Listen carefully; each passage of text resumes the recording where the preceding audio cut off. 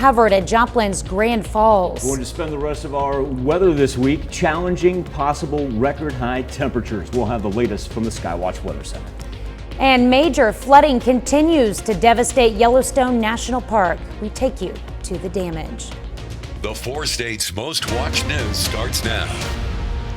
Authorities confirm a body recovered at Joplin's Grand Falls is that of a man who went missing on Tuesday. This is KOAM News at noon. I'm Tanya Bach. Topping our first 7 minutes, the Missouri Highway Patrol identifies the victim as Luke Stanley from Carterville, Missouri. Water rescue teams had been searching the area since receiving a report that Stanley had gone underwater in the river Tuesday afternoon and never resurfaced. Crews searched for several hours Tuesday evening, then resumed the search yesterday using boats and depth sonar. His body was recovered around 6:20 Wednesday night. According to the MHP report, the 35-year-old had attempted to go over the Grand Falls on a pool toy, struck a rock, and drowned. Well, the rising cost of fuel is taking a toll on all of us, including law enforcement, and now it's becoming a budgeting problem. As KOAM's Jalen Banks reports, the higher than expected expense at the pumps is forcing some departments to make adjustments. The Crawford County Sheriff's Department has seen a 60% increase in fuel spending this year, and with the prices continuing to rise, they're expecting their costs to go up even more. This time last year in May, our fuel bill was just a little under $11,000 for that month, so it was about $10,700, and that was at a 263 average. Well, this May the average is $383, and it was a $16,000 bill. So, so we're seeing about a $6,000 from last time, this time last year. The national average for gas has gone up to $5 a gallon, and the Kansas State average is up to $4.67. The Crawford County Sheriff's Department is expecting their fuel bill for the month of June to be $20,000, which would be double from a year ago. The department has no current plans to reduce services because of the fuel cost. No, we're still operating like we usually operate. There's just, with our calls and patrol, and we're a pretty big county road-wise, so I don't feel comfortable doing anything to reduce our services because of the fuel prices. So I think that we still need to be out there patrolling and running traffic and responding to calls. In Crawford County, Jalen Banks, KOAM News. And at last check, AAA reports the Kansas gas price average at $4.67 a gallon. In Missouri, it's $4.68. Oklahoma sits at $4.66, and in Arkansas, $4.54. All 4 states are below the national average, though, which is at $5.01. Well, it's hot again today, and it may sound like a broken record, but we actually are breaking records. 3rd consecutive night that we've had our record warm low. And it's one of those things where sometimes, Tanya, we like to talk about records because, well, it's just kind of mention and whatnot. Well, this has become a pattern. The 13th, the 14th, and the 15th of June, as far as that warmest low, now all belong in the year 2022. Isn't that something else? I don't know if that's something that to be previous proud of range or of not. records went all the way from 1953 to 2016. And yeah, like I said, 3 in a row. Now we got to look at daily highs because we're going to challenge those. Daily almanac for this June the 16th would put our record high at 95 degrees, and that dates back all the way to 1952. We've had a number of records lately that have been associated with 52 and 1953. We're 4 degrees below tying the record right now. We sit at 91 in both Joplin and in Carthage. Roll 91 as well in Chanute.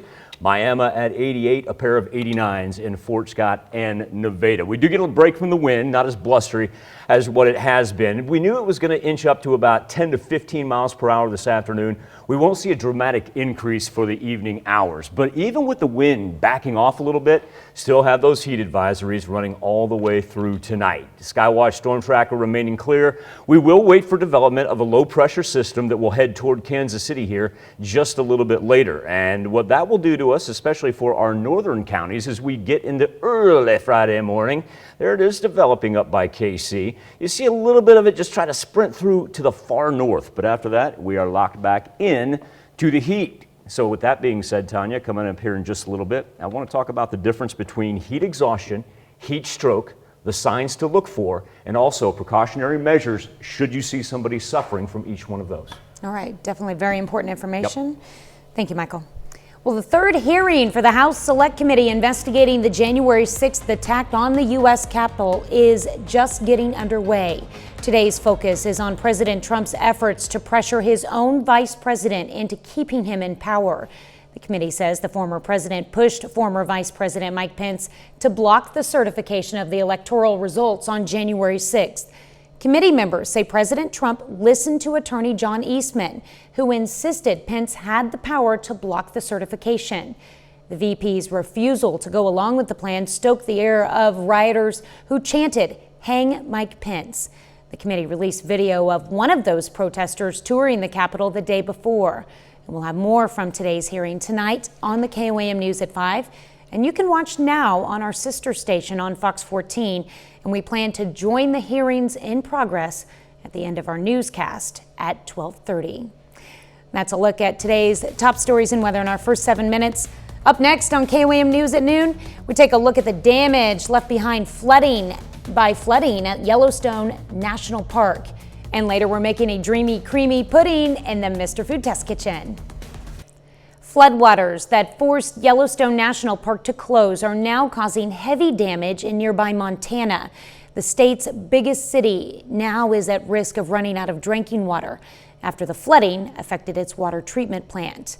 The governor has declared a statewide emergency, and as Jonathan Vigliotti reports, officials say the park may never look the same after its worst flooding in decades.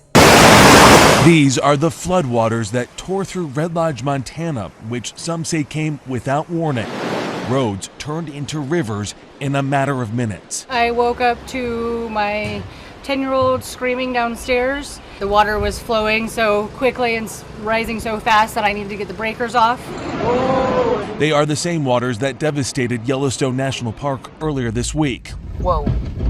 Leaving scars on one of the nation's oldest, most treasured landmarks. One aspect of climate change is that we're going to see more extreme weather events, and I think we're seeing that not only in Montana, but around the country and around the world. Events that really exceed what we've seen in recorded history. The Montana National Guard has flown some 90 people to safety. When was the last time you saw something like this? No one's ever seen anything like this.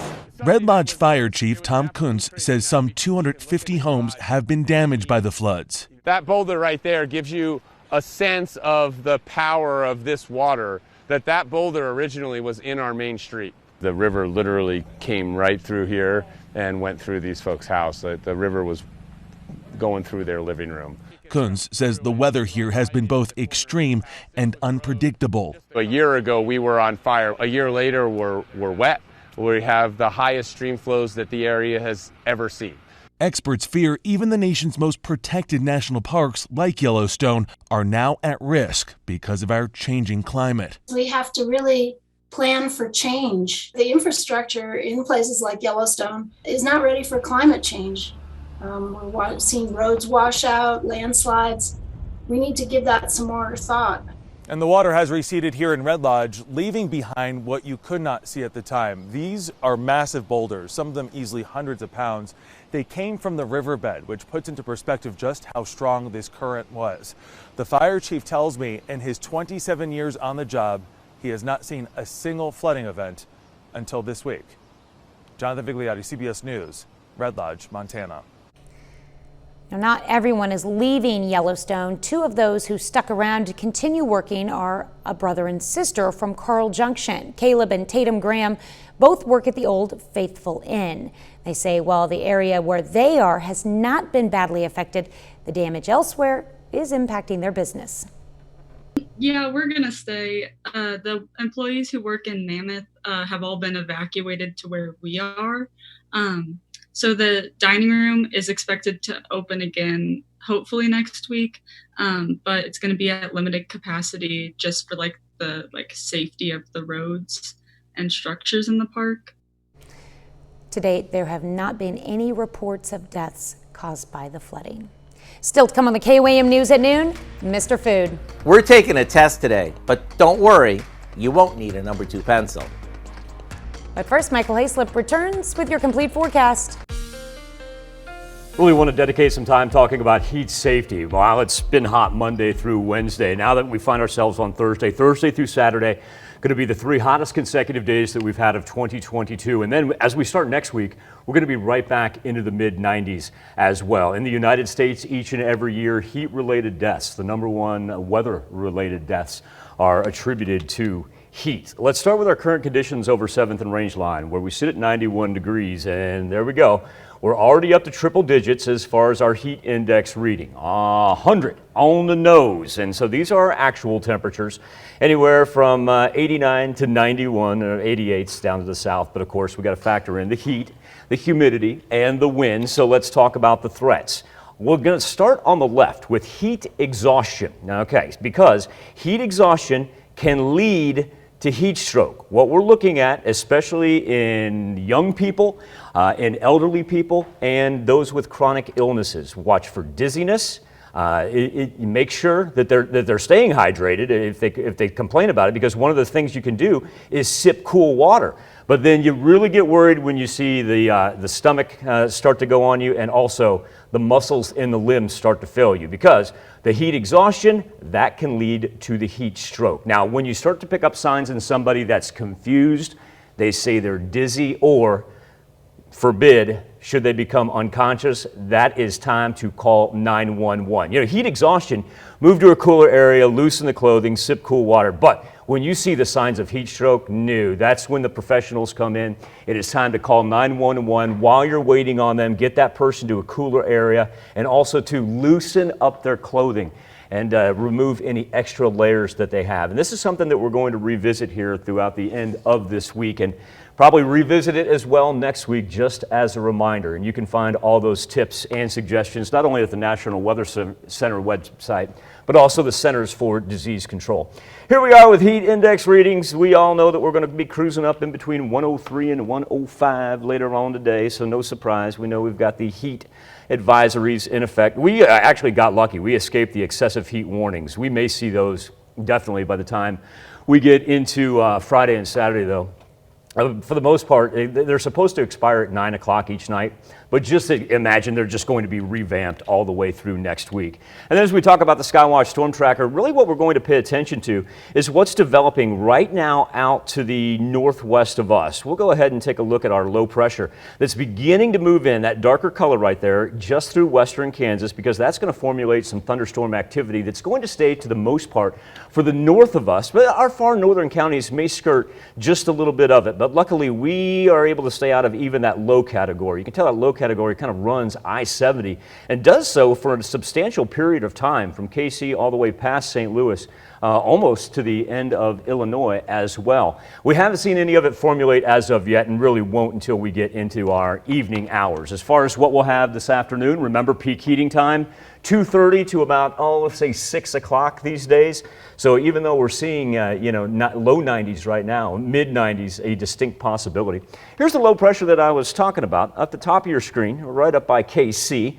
Like I said, late tonight into early Friday, and it's just skirts us. I really think we won't even see hardly any lightning or thunder associated with that. And what are we going to do on Friday?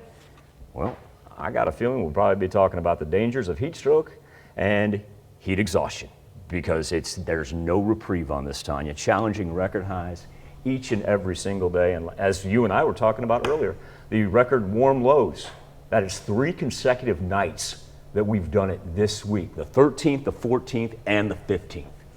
Record not watch. Not going to be surprised if we don't throw the 16th up there tomorrow morning. Record watch 2022 continues. 2022, yep. There you go. All right, thanks, Michael.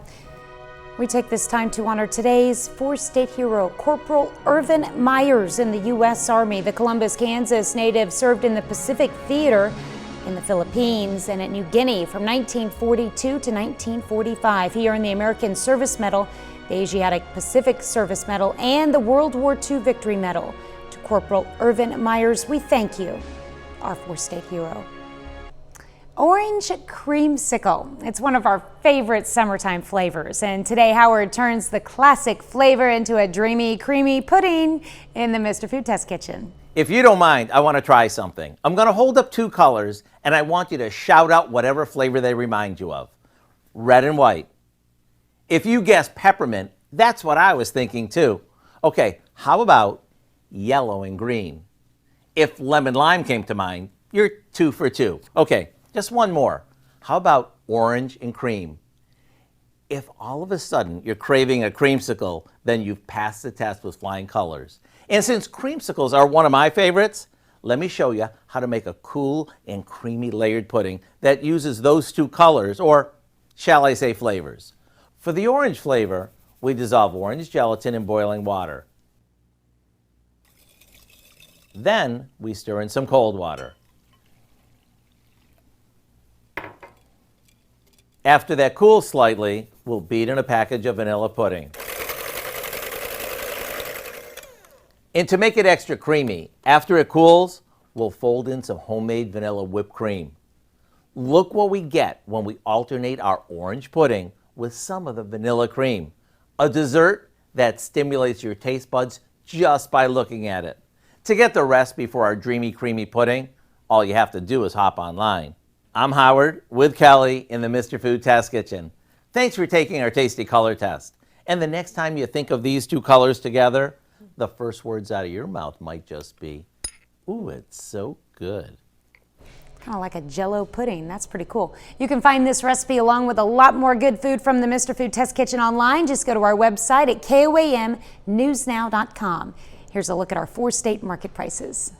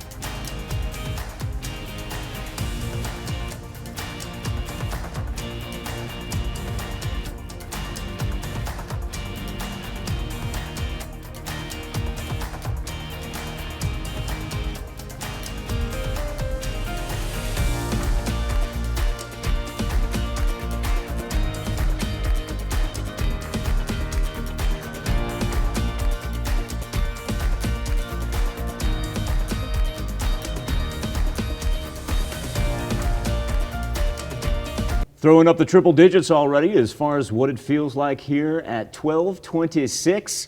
And remember, it's not until later this afternoon into the evening hours that we really top out temperature-wise. If we get up to 95 degrees, we will tie the record for June 16th, set back in 1952, a 7-day forecast where we will continue to challenge, if not break records, on both Friday and Saturday.